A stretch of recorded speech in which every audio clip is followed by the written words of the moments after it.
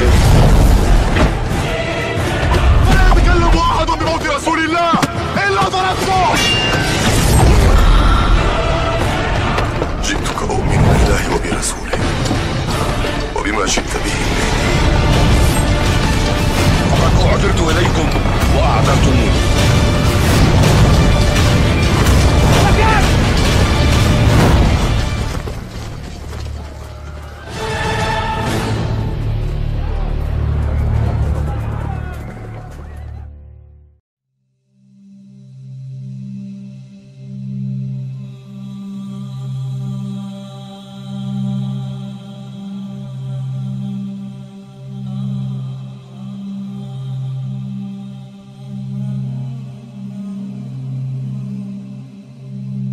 Salah pertemuan terakhir membahas tentang pintu-pintu dan jenis-jenis tentang neraka, kemudian makanan dan minuman ahli neraka.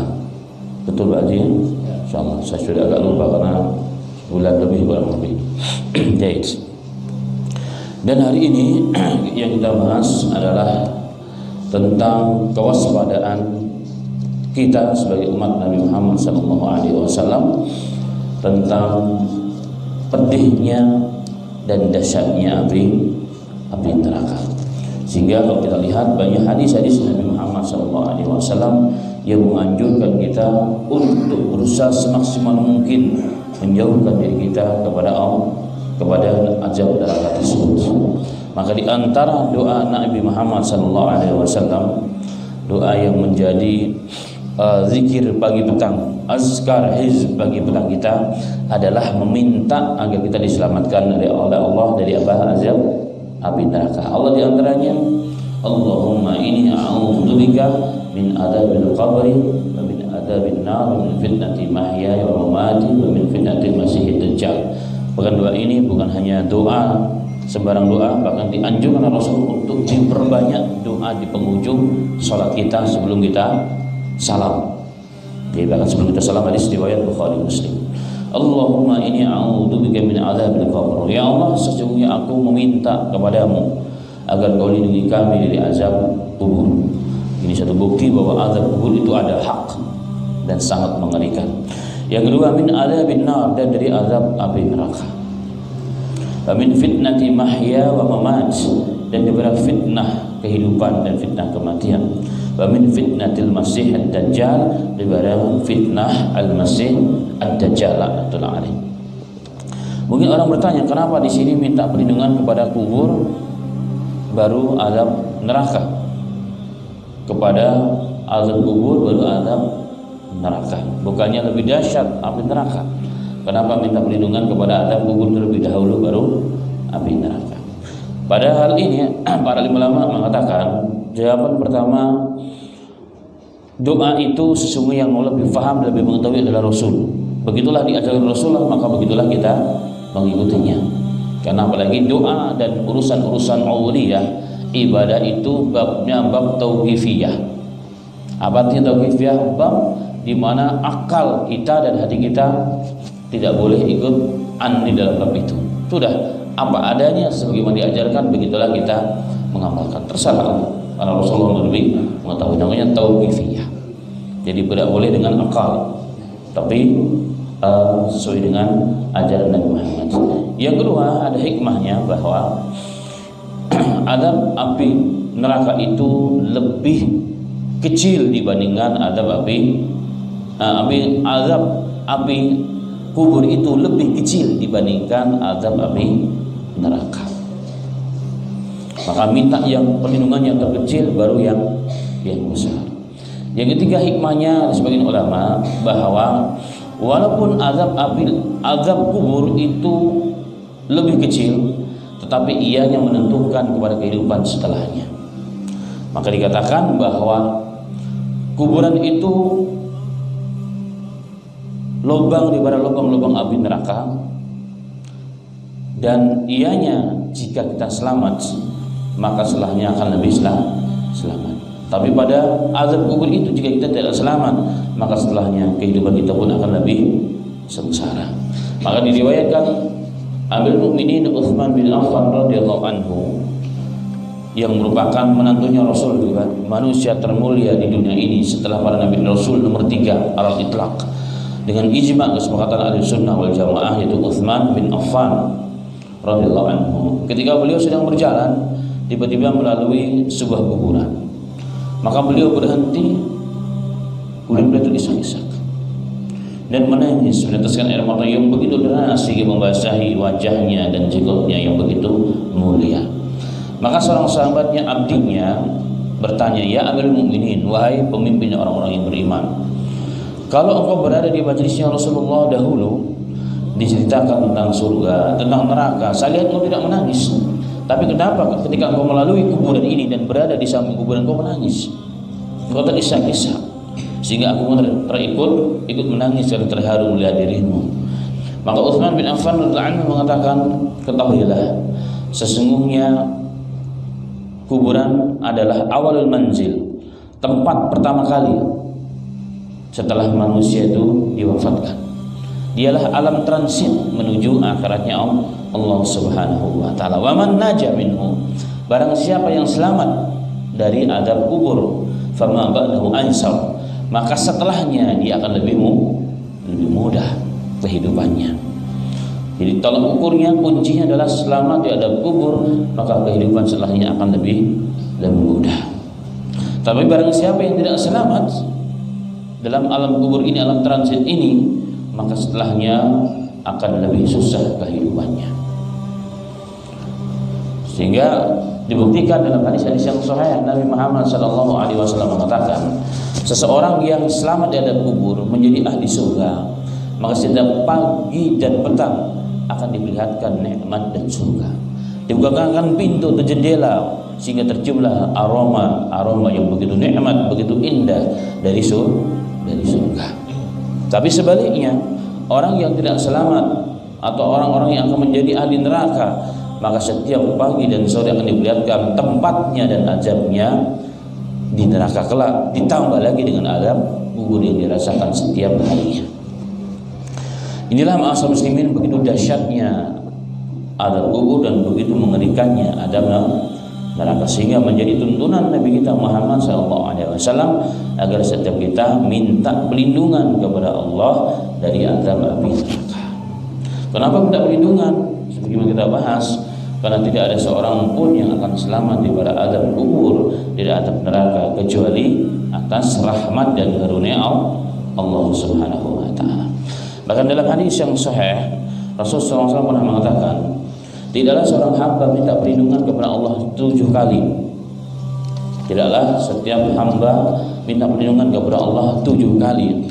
Allahumma jini minan nar ya Rabb, selamatkanlah aku dari api neraka, kecuali api neraka tersebut akan minta kepada Allah agar hamba tersebut diselamatkan daripada azab api neraka. Kenapa? Karena neraka kita sepakati, yang telah kita pelajari, ulama bersepakat neraka juga makhluk Allah. Maka dia pun akan minta perlindungan kepada orang-orang yang minta perlindungan kepadanya atas azab api neraka tersebut. Baik. Kemudian ma'asyiral muslimin, dalam hadis dikatakan, la tahtaqiranna minal ma'rufi syai'a. Hadis sahih, janganlah kalian meremehkan amalan yang baik sekecil apapun. La tahtaqiranna, janganlah kalian sekali-kali meremehkan amalan yang baik tersebut, karena bisa jadi sekecil amalan apapun yang kita anggap kecil, justru ianya ya akan mendatangkan ridha Allah dan karunia Allah dan rahmat Allah, sehingga dengannya kita dimasukkan dalam surganya Allah. Berapa banyak amalan kecil hari ini justru yang lebih ikhlas, tapi amal yang besar justru yang kadang-kadang banyak perjuangannya. Satu contoh sering saya sampaikan, kalau hari Jumat secara khususnya biasanya akan setiap hari Jumat akan lewat kotak amal di depan kita, kan biasanya kotak amal lewat,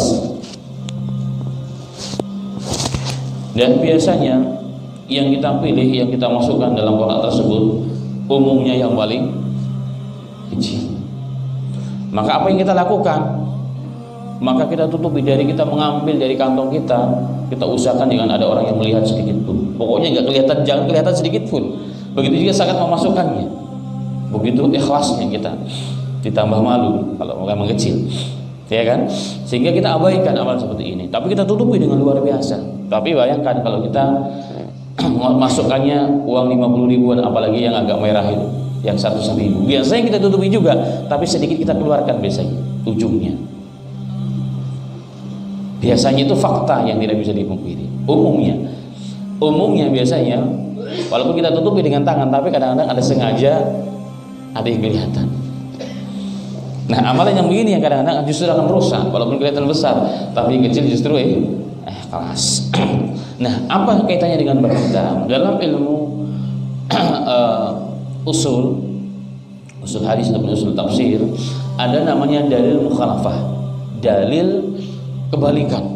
Sebagaimana kita tidak boleh meremehkan amalan sekecil apapun, maka jangan pula kita meremehkan dosa sekecil apapun, karena tidak ada dosa kecil jika dilakukan terus menerus ianya akan menjadi besar. Tidaklah gunung itu kecuali diawali dari tumpukan bebatuan, maka menjadi sebuah gunung yang besar. Sehingga diriwayatkan dalam satu riwayat yang disahihkan oleh sebagian ulama dan riwayat Sunan Ahmad dan musnadnya, diriwayatkan kepada seorang sahabat Tariq bin Syihab. Beliau mengatakan bahwasanya sallallahu alaihi wasallam pernah bersabda, "Dakhala al-jannata rajulun finnar." Ada orang yang masuk surga gara-gara rajulun fitubab. Ada seorang yang masuk ke dalam surga gara-gara seekor lalat. Dubab itu lalat. Wa dakhala an-nara rajulun min fitubabi. Dan ada seseorang dimasukkan oleh Allah ke dalam api neraka gara-gara seekor lalat pula. Qalu wa kaifa dzalika ya Rasulullah? Maka para sahabat bertanya, bagaimana itu terjadi ya Rasulullah? Gara-gara seekor lalat orang bisa masuk surga, orang bisa masuk neraka. Bagaimana ceritanya ya Rasulullah? Maka hadis tersebut mengatakan, mara rajulani ala qaumin lahum sanam la yuzawwijuhu ahadun hatta yuqarriba lahu syai'a. Di mana ada dua orang laki-laki yang sedang berjalan, sedang musafir. Yang perjalanan tersebut harus melewati sebuah kaum penyembah patung, penyembah berhala, di mana setiap orang yang melewati tempat tersebut tidak boleh melewatinya, sehingga dia mengorbankan sesuatu untuk sembahan kaum tersebut. Faqalu li ahadihima, maka kaum tersebut berkata kepada satu di antara keduanya, qarrib. Qala laisa indi syai'un uqarriba. Korbankanlah sesuatu kepada Tuhan kami, wahai fulan. Maka orang tersebut satu di antara yang mengatakan, laisa indi syai'un uqarrib. Aku tidak punya apa-apa sehingga aku dapat korbankan untuk sebagai sesembahan kepada Tuhan kalian ini. Qalu lahu qarrib walau dubaban. Ya sudah, kalau kamu nggak bawa sesuatu, nggak punya apa-apa, ya sudah, kamu korbankan apa saja, walaupun hanya seekor lalat. Faqarraba dubaban fakhallu sabilahu. Maka orang tersebut ya sudah menangkap sebuah lalat, apa sih susahnya? Lalat ditangkap, dia pikir nggak ada apa-apanya, dikorbankan, dibunuh, disembelih atau dimatikan atas nama Tuhan berhala tersebut.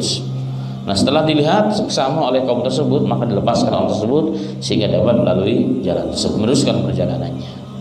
Wa qalu lil akhar, kemudian berkata lagi kepada yang satunya, korbanlah sesuatu untuk Tuhan kami, wahai fulan. Dia pun mengatakan, aku tidak punya apa-apa dan aku tidak bisa mengorbankan sesuatu apapun, sekecil apapun, kecuali untuk Allah saja. Saya nggak mau.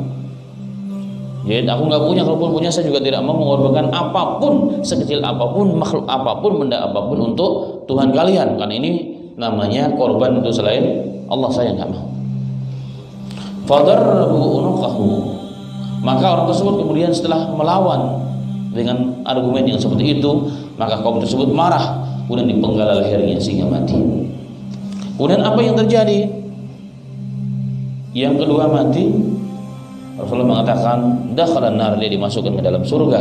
Dan yang pertama juga kemudian mati, beberapa saat kemudian dia masuk neraka. Subhanallah. Bayangkan ma'asal muslimin, gara-gara seekor lalat orang bisa masuk surga, orang bisa masuk neraka. Apa sih untung, apa sih nilainya lalat? Jadi, berapa sih nilai lalat itu? 1000, 2000 orang dikasih lalat juga nggak mau, ya kan? Bahkan sekarang ada alat yang suka membunuh lalat. Orang yang lalat juga nggak mau, tapi ada orang yang gara-gara lalat masuk surga, masuk neraka.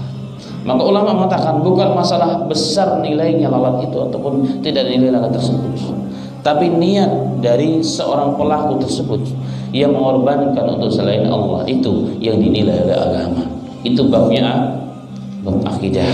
Nah, yang pertama. Yang kedua, bahwa korban itu harus hanya untuk Allah. Berkorban itu diniatkan karena Allah. Tidak boleh untuk selain Allah, untuk berbangga diri, untuk hebat-hebatan. Apalagi nanti kita beberapa waktu yang akan datang akan sama-sama datang masa korban. Maka niatkan korban itu betul-betul hanya semata-mata mencari ridha Allah. Jangankan sapi yang besar, kambing yang besar, lalat pun bisa membawa orang kepada neraka ataupun orang kepada surga. Dan ini satu dalil bahwa berkorban merupakan amalan yang besar menurut Allah. Korban itu perkara yang sangat besar menurut Allah. Bahkan dalam hadis yang sahih riwayat Muslim, Ali bin Abi Thalib pernah meriwayatkan dari Nabi Muhammad SAW. Ali bin Abi Thalib mengatakan, hadasani Rasulullah bi arba'i kalimatin. Rasulullah pernah memberitahukan aku tentang 4 perkara yang besar. Yang pertama, la'anallahu man dabaha li ghairillah. Allah melaknat. Apa artinya melaknat? Menjauhkan orang tersebut dari rahmat. Ib'aduhu minar rahmah. Jadi kalau orang dilaknat berarti orang dijauhkan daripada rahmat Allah. Enggak akan dia masuk dalam surga. Itu namanya dilaknat. Makanya dalam Islam tidak boleh kita melaknat orang. Tidak boleh kita melaknat orang. Karena melaknat orang itu jika yang dilaknat ternyata tidak sesuai dengan sifatnya, maka laknat kita akan kembali kepada kita. Laknat tersebut kembali kepada kita. Dan Rasulullah mengatakan la'anallahu, ada beberapa orang yang dilaknat oleh Allah, dijauhkan rahmatnya kepada orang tersebut. Jadi orang dilaknat tidak akan dapat hidayah, maksudnya muslim, tidak akan dapat rahmat, tidak akan dapat petunjuk, tidak akan mendapat karunia Allah Subhanahu wa taala, dijauhkan oleh Allah. Maka berarti kalau dijauhkan oleh Allah dari rahmat Allah, didekatkan kepada siapa? Kepada kemurkaan dan nerakanya Allah Subhanahu wa taala. Siapa mereka? Yang pertama Rasulullah mengatakan, man dzabaha li ghairillahi. Barang siapa yang menyembelih dengan niat mencari ridha selain Allah, itu dilaknat oleh Allah. Makanya mengerikan, ya. Jadi korban apa saja tapi untuk selain Allah itu mendapat laknat pada bahkan peringkat yang pertama dalam hadis ini. Dalam hadis Muslim ini akan dijauhkan orang tersebut dari rahmat Allah, rahmat Allah. Siapa? Orang yang melakukan korban tetapi menjadi ridho selain Allah. Yang kedua siapa? La'anallahu man la'ana walidayhi. Akan melaknat Allah Ta'ala, menjauhkan hamba tersebut dari rahmat Allah dan bangunan Allah dan surganya Allah. Siapa mereka? Orang yang melaknat kedua orang tuanya. Melaknat kedua orang tuanya karena marah dengan orang tuanya. Subhanallah. Nah, orang apalagi orang tua sudah sepuh, kadang-kadang seperti perilakunya seperti anak kecil lagi. Kita nggak sabar, kita marah-marah, kita laknat. Maka ini perbuatan yang sangat keji, yang sangat besar di sisi Allah Subhanahu wa taala. La'anallahu man la'ana walidayhi. Allah melaknat siapa saja yang melaknat kedua orang tuanya. Yang berikutnya, la'anallahu man awa muhdisan. Yang berikutnya, Allah melaknat siapa saja orang yang memberikan tempat ahlul bid'ah. Ahlul bid'ah yang disepakati tentang bid'ahnya. Siapa mereka? Orang-orang yang menambah-nambah dalam urusan agama yang tidak ada contoh daripada Allah dan Rasulnya. Kita berikan tempat, bahkan kita support dia, kita naikkan dia, Masya Allah. Maka orang tersebut pun akan dilaknat oleh Allah.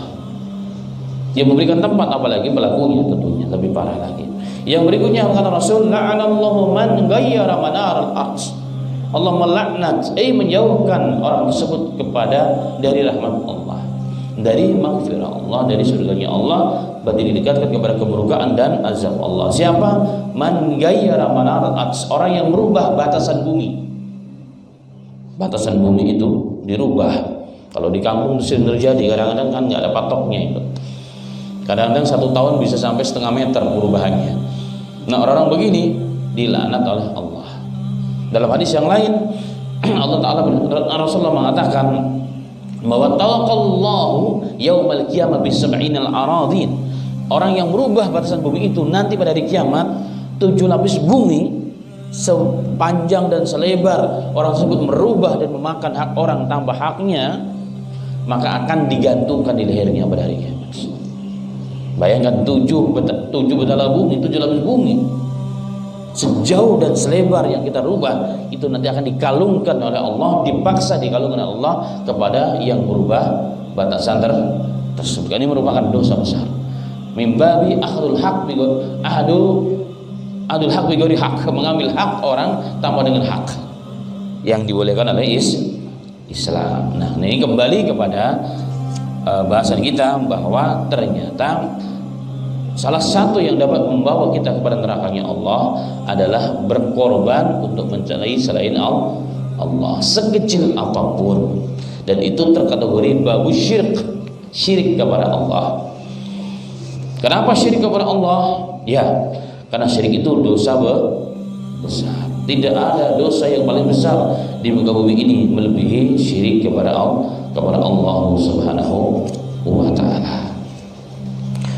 Bahkan dalam hadis, jadi berkorban itu ibadah yang sangat besar, dan ibadah itu haram dilakukan kecuali hanya untuk mencari ridha Allah. Maka ibadah bisa menjadi dosa besar, bisa menggugurkan seluruh Islam kita, atau bisa menggugurkan ibadah yang kita lakukan. Jaiz, ibadah yang kita lakukan awalnya karena Allah, tiba-tiba dalam perjalanan berubah niat kita mencari selain Allah. Karena kita lihat ada tetangga kita lihat ada mertua kita lihat ada orang tua kita, dan seterusnya, atau mencari supaya kita ingin dipuji oleh orang, namanya riya. Kalau ingin didengar namanya sum'ah. Kalau riya itu ingin dilihat supaya dipuji. Kalau sum'ah sama dia supaya ingin didengar, supaya ingin dipuji. Maka jika sampai akhir, contohnya salat, sampai kita assalamualaikum salam, itu niat kita masih selain Allah, maka ibadah kita nggak ada nilainya. Maka sholat kita hari itu tidak ada nilainya, habis. Bahkan bukan hanya tidak ada nilainya, kita melakukan syirik kecil dohir, tetapi dosa besar. Jadi ingat, syirik kecil itu udah besar, dosa besar. Makanya Rasulullah mengatakan tidak ada dosa yang paling kau takuti pada umatku melebihi syirik kecil. Kenapa? Dirayakan karena syirik kecil itu langkahnya kepada setiap manusia, masuknya dalam hati setiap manusia itu lebih lembut dari langkah seekor lalat yang hitam. Ditambahkan ulama, di malam yang gelap gulita, di bawah bongkah batu yang hitam dan besar. Siapa yang pernah mendengarkan langkah lalat? Ada yang tahu? Bagaimana langkah lalat? Tidak ada. Bahkan tidak ada orang yang peduli dengan langkah lalat, saking nggak kedengarannya, tapi tiba-tiba nemplok di sini, ya kan, tiba-tiba nemplok di makanan kita. Taunya kalau nemplok baru kita tahu, tapi bagaimana langkahnya nggak pernah kita tahu. Itu mengisyaratkan bahwa syirik kecil itu, riya dan sum'ah itu akan masuk kepada setiap manusia tanpa terkecuali. Jadi potensi kita melakukan syirik kecil, riya dan sum'ah kita punya. Mau orang awamnya, mau ustadznya, mau kiainya, siapa saja ada potensi itu. Inilah yang paling ditakuti oleh para sahabat. Tetapi bedanya ma'asal muslimin, orang yang sudah belajar, orang yang sedang belajar berusaha untuk lepas dari hal tersebut, ketika mulai muncul, maka kita langsung istirja, memalingkan ini kepada Allah, atau ta'awud, minta perlindungan kepada Allah. A'udzubillahi minasyaitonir rajim, atau inna lillahi wa inna ilaihi raji'un.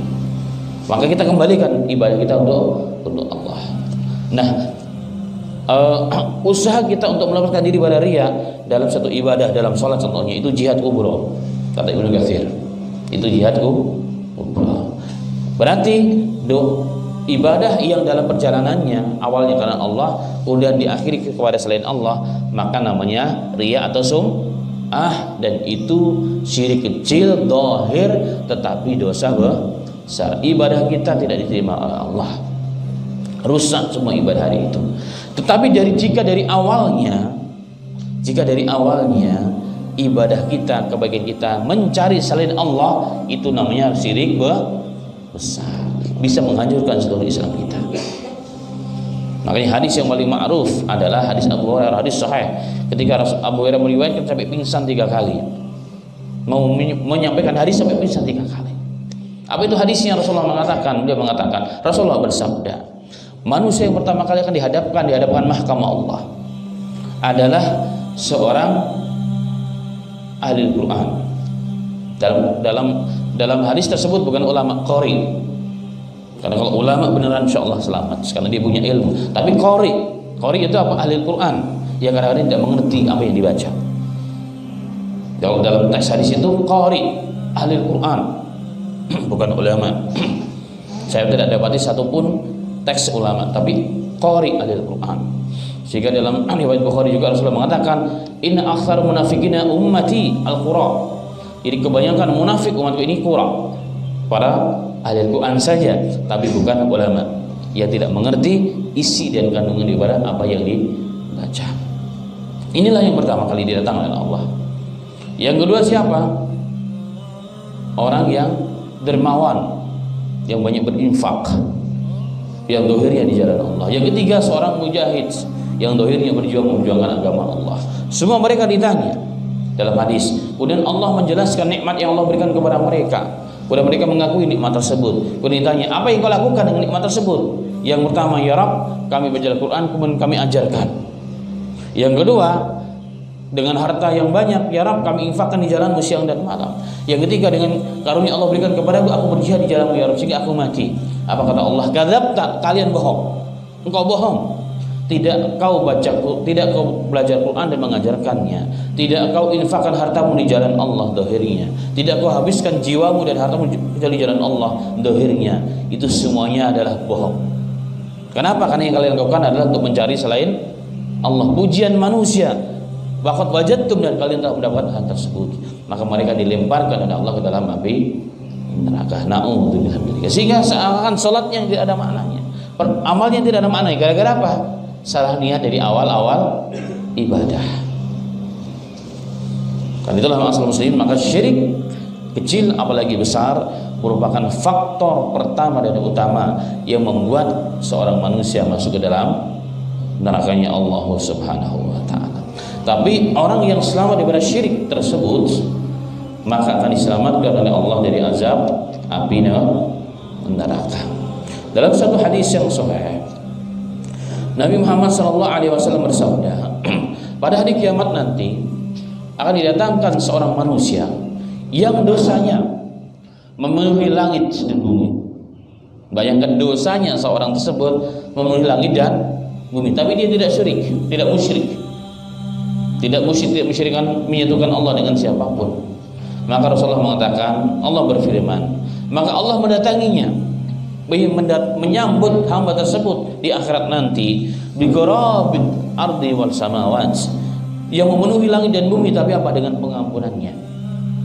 Ada orang yang berbuat dosa, saking banyaknya dosanya, langit dan bumi penuh, tapi satu hal yang tidak dilakukan, syirik, terutama syirik besar. Maka Allah tetap menyambut hamba tersebut dengan apa? Dengan pengampunan yang memenuhi langit dan bumi, dan menjumpai hamba tersebut kemudian dimasukkan dalam surganya Allah Subhanahu wa ta'ala. Maka hadis Mu'adz bin Hanbal radhiyallahu anhu, beliau pernah mengatakan, Rasulullah pernah bersabda kepadaku, ya Mu'adz, wahai Mu'adz, atadruna ma haqqallah 'alal ibad? Wahai Mu'adz, tahukah engkau hak Allah yang harus dilakukan oleh seorang hamba? Jadi kewajiban hamba kepada Allah dan kewajiban dan hak hamba atas Allah. Kewajiban, jadi hak hamba yang akan diterima dari Allah. Jadi Allah tuh punya kewajiban kepada hambanya. Tahukah kau wahai Mu'adz, dua hal, hak Allah atas hamba dan hak hamba atas Allah. Maka Mu'adz radhiyallahu anhu mengatakan, Allahu wa rasuluhu a'lam, Allah dan Rasulnya yang maha mengetahui. Maka Rasulullah mengatakan, wahai Mu'adz, ketahuilah, hak Allah kata hamba adalah apa? Ayya'buduhu wa yusyriku bihi syai'a. Jadi hak Allah kepada hamba untuk disembah. Jadi hak kita kepada Allah, kewajiban kita atas Allah adalah apa? Menyembah Allah dengan tidak menyekutukan Allah dengan apapun. Itu hak Allah. Itu hak Allah. Kemudian apa hak hamba? Rasulullah mengatakan, jika seorang hamba menyembahnya, menyembah Allah dan tidak mensyirikkan dianya dengan apapun, maka dia punya hak untuk diampuni dan dimasukkan ke dalam surga. Itu hadis yang sahih. Dia melalui lisannya Nabi kita Muhammad SAW yang diriwayatkan melalui sahabat Mu'adz bin Jabal radhiyallahu anhu. Dan ini menunjukkan bahwa perkara yang penting yang dapat menyelamatkan kita dari azab api neraka adalah dua hal dalam bab ini. Yang kita bahas tadi adalah apa? Jangan melakukan kesyirikan sekecil apapun. Apa sekecil apapun tersebut? Di antaranya adalah apa? Berkorban selain Allah. Melakukan pengorbanan, korban dalam bentuk benda, hewan, untuk mencari selain ridho Allah. Karena itu kesyirikan yang besar di sisi Allah Ta'ala. Bagi kita hal biasa, tapi bagi Allah itu perkara yang besar. Mungkin orang masih bertanya-tanya, kok bisa ya hanya korban selain Allah kok bisa dimasukkan neraka? Saya katakan tadi bahwa berkorban itu ibadah besar menurut Allah. Menurut kita mungkin biasa, tapi menurut Allah ibadah yang sangat besar. Di antaranya adalah apa? Berkorban. Dan berkorban itu ibadah besar. Dan ibadah itu haram hukumnya kita lakukan jika mencari selain Allah. Dan ini banyak terjadi, Mas. Potensi musyrik ini banyak setiap kita, termasuk saya. Ya bisa jadi Ustadz juga banyak. Jangan dikira Ustadz itu semuanya selamat. Banyak juga kalau tidak hati-hati. Sebagian orang tinggi derajatnya, sebagian orang didengarkan oleh orang, sebagian orang itu punya pengaruh di masyarakatnya. Potensi musyrik itu besar. Maka Imam Ghazali pernah mengatakan, orang yang nggak diberikan kemampuan apapun bersyukur. Kenapa? Potensi musyrik, potensi sombong itu sedikit pintunya. Tapi semakin tinggi levelnya, semakin besar pengaruhnya. Pintu-pintu musyrik, pintu-pintu neraka sangat begitu menganga di hadapannya. Maka perjuangannya harus lebih besar lagi. Harus lebih besar lagi. Taib. Dan itulah ma'asyiral muslimin rahimanallah, tentang salah satu hal yang harus yang harus kita hindari agar kita tidak masuk dalam nerakanya Allah Subhanahu wa ta'ala. Itu bab syirik dan berkorban atau ibadah selain Allah Subhanahu wa ta'ala. Kemudian dalam hadis yang lain juga, dalam ayat Allah mengatakan bahwa perbuatan syirik di dunia ini bukan hanya di akhirat kita rasakan efeknya, tapi di dunia ini juga. Makanya Allah mengatakan, innal ladzina amanu wa lam yalbisu imanahum bidzulmin ulaika alaihimul amnu wa hum muhtadun. Sesungguhnya orang-orang yang beriman kepada Allah dengan sebenar-benar iman, walam yalbisu imanahum bidzulmin, dan tidak mencampurkan keimanan itu dengan kezaliman, yang dimaksud kesyirikan besar. Jadi orang yang iman yang murni, tidak ada campur baur kesyirikan. Apa kata Allah? Lahumul amnu, maka bagi mereka keamanan di dunia. Apa aman di dunia? Aman daripada malapetaka, aman daripada segala hal yang kita takuti di dunia ini, termasuk azab malapetaka. Wa hum muhtadun, dan mereka mendapat petunjuk daripada Allah. Berarti mafhum mukhalafahnya dalam ilmu tafsir, maka dalil kebalikannya, orang yang beriman tapi musyrik, maka mereka tidak bisa diselamatkan, tidak ada keselamatan di dunia ini daripada malapetaka, azab, musibah, dan mereka orang-orang yang tidak mendapatkan petunjuk. Berarti perbuatan syirik salah satu faktor terbesar di dunia ini yang menyebabkan azab malapetaka yang ditimpa oleh Allah ke muka bumi. Dan bisa kita lihat, kita cek di mana ada malapetaka yang besar yang mampu menelan korban, bahkan bukan hanya puluhan, bahkan ratusan, bahkan ribuan, bahkan ratusan ribu. Yakin bahwa di dalamnya ada perbuatan dosa besar, yaitu syirik. Pasti itu terjadi, dan firman Allah adalah hak apapun alasannya. Dan begitulah yang kita lihat. Satu contoh yang sangat dekat dengan kita, kejadian penenggelaman bumi satu kampung hampir setahun mungkin ya, apa setengah tahun. Kemudian pergeseran bumi dari A ke B, ya kan? Kemudian dihancurkan dengan gelombang tsunami yang begitu besar. Itu nggak akan mungkin itu terjadi musibah itu, kecuali apa? Ada kesyirikan yang besar. Dan begitulah faktanya. Semua sudah tahu dan sudah melihat dalam media massa. Cuma kadang-kadang nggak ngeh, karena ini kadang-kadang dipelesetkan oleh media kepada selain bab yang ini, sehingga dianggap itu biasa. Itu sebenarnya karena pergeseran lempengan bumi dan seterusnya. Oke, kalau itu pergeseran lempengan bumi katanya, dasar lempengan bumi di bawah. Kenapa yang bergeser di situ nggak di tempat lain? Kan bisa aja yang geser di sana bukan di sini. Kenapa? Karena Allah murka. Karena Allah memberikan peringatan bagi yang diselamatkan oleh Allah Ta'ala agar kembali dan rujuk kepada Allah. Dan itulah ma'asal muslimin, berarti ketika bangsa ini terus menerus dihantui dengan musibah malapetaka yang begitu besar tanpa berhenti-hentinya, berarti kita harus intervensi diri kita masing-masing. Dan bangsa ini kita masih melakukan kesyirikan besar, sehingga Allah pun tidak menjaga itu. Allah seakan-akan berlepas diri dengan musibah dan malapetaka tersebut. Itu di dunia masa efeknya, dan apalagi nanti di akhiratnya Allah Subhanahu wa taala. Na'udzubillah min dzalika. Kemudian ma'asal muslimin rahimani wa rahimakumullah. Ada juga dalam hadis yang sahih, amalan yang dianggap enggak seberapa tapi mampu membawa manusia kepada murka Allah. Dalam hadis yang sahih riwayat Bukhari dan Muslim, dakhalat imra'atun nara fi hirrati wa rabbataha fala hiya at'amatha wa la hiya arsalatha ta'kulu min hashasil ardi hatta matat hazalan. Rasulullah pernah mengatakan ada seorang perempuan yang masuk neraka gara-gara seekor kucing yang diikatnya di rumahnya. Dalam beberapa riwayat dia ahli ibadah, siangnya dia banyak puasa sunnah dan wajib tentunya, malamnya banyak qiyamul lail. Tapi masuk neraka gara-gara apa? Seekor kucing yang diikat di rumahnya, yang tidak dikasih makan, dikasih minum, diikat, nggak dikasih makan, tidak juga dia lepaskan supaya dia keluar mencari makanan di muka bumi Allah, sehingga dia mati dalam kondisi kelaparan. Bayangkan masyarakat muslimin, gara-gara dia apa? Dia perbuatan kezaliman kepada siapa? Kepada seekor kucing, bukan manusia. Seekor kucing didolimi, padahal dia ahli ibadah. Hubungan dia dengan Allah bagus, tapi hubungan dia dengan selain Allah, bahkan hewan kucing, apa sih harga kucing di mata kita? Seakan-akan biasa-biasa aja. Tapi dilakukan dengan cara zalim, dia mati dengan kezaliman yang dilakukan oleh manusia, maka manusia itu dimasukkan dalam nerakanya Allah Ta'ala sebagai bentuk kisos. Karena Allah sangat menghargai seluruh makhluk yang di muka bumi. Karena seluruh makhluk di muka bumi semua beribadah kepada Allah. Kita bayangkan masyarakat muslim, kezaliman kita lakukan hari ini.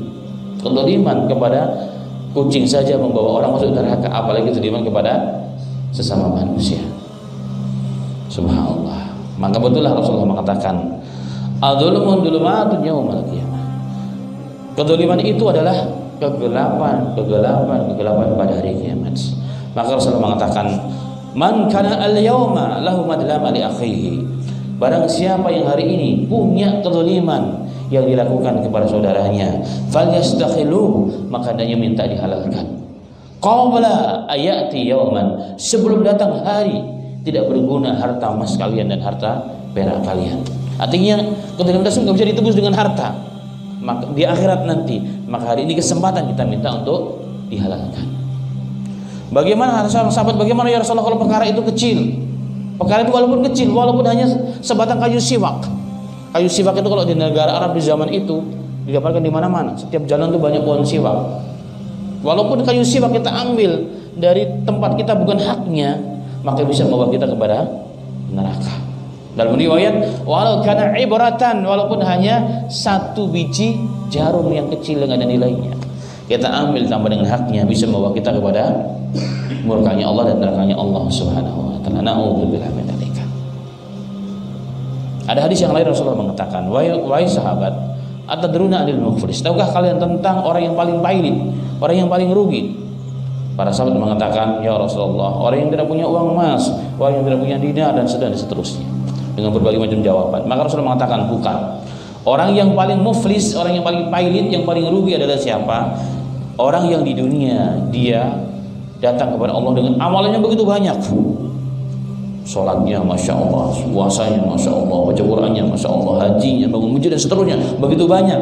Tapi lisanya nggak dijaga, menyakiti orang lain. Perbuatannya tidak dijaga, tangannya tidak dijaga, kakinya tidak dijaga. Mungkin orang yang kita dolimi, dia orang lemah, bukan siapa-siapa, nggak mampu dia untuk melawan, nggak mampu untuk merespon.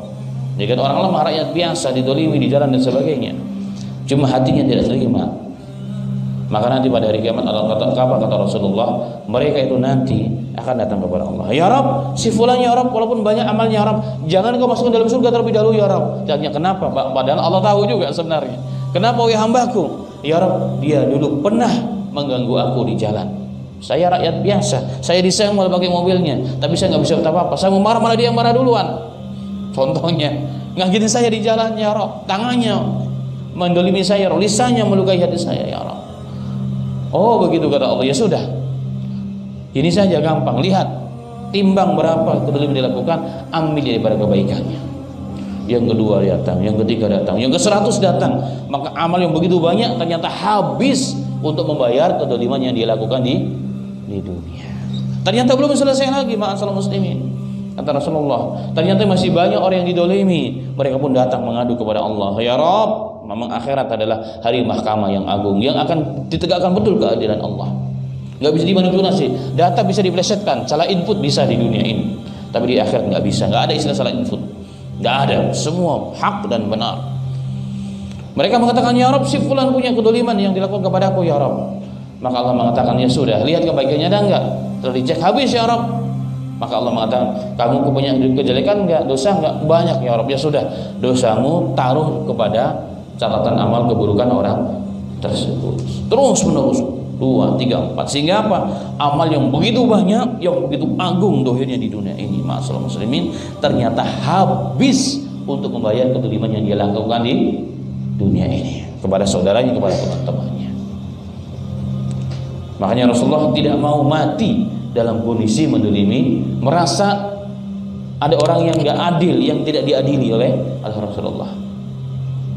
Maka ada seseorang datang kepada Rasulullah, ya Rasulullah, mengadukan harga di pasar Madinah ini mahal ya Rasulullah. Tolong ya Rasulullah turunkan harganya. Rasulullah mengatakan, saya enggak mau, karena harga itu dari Allah, sedangkan amalan kalian, kalau kalian baik maka harga akan turun, amalan kalian buruk pasti harga akan naik. Itu kata Rasulullah. Dan saya tidak mau ikut campur, takut nanti kalau saya turunkan kalian senang, tapi para pedagang merasa terdolimi, saya nggak mau. Maka Rasulullah membiarkan, silahkan kalian sendiri mengatur bagaimana caranya. Perbaikilah amalan kalian supaya apa? Harga menjadi turun. Walaupun dalam ilmu fikih, jika pasaran sudah nggak normal harganya, maka pemerintah wajib turun dalam fikihnya ya, wajib tuh. Tapi yang kita masuk ke dalam bab ini, Rasulullah tidak mau ikut campur. Kenapa? Takut itu ada orang yang merasa tidak diadili di dunia ini. Berarti dari situ ma'asal muslimin, satu orang saja merasa terdolimi di dunia ini cukup bagi kita menyeret kita atau minimal menghambat kita untuk masuk surganya Allah Subhanahu wa ta'ala. Maka berarti kezaliman sekecil apapun kepada siapapun, kepada manusia atau kepada hewan, kepada apapun, bisa membawa pelakunya kepada nerakanya Allah ta'ala. Itulah hal-hal yang bisa membawa menyeret kita kepada neraka. Amal-amal kita anggap kecil, kita sepele, tetapi membawa kita kepada keburukan Allah dan nerakanya Allah ta'ala. Maka Rasulullah mengatakan, al-muslimun, orang Islam itu adalah siapa? Muslim sejati itu siapa? Kata Rasulullah, man salima muslimina min yadi min lisani wa yadihi. Muslim sejati itu adalah apa? Orang lain yang selamat dari kita.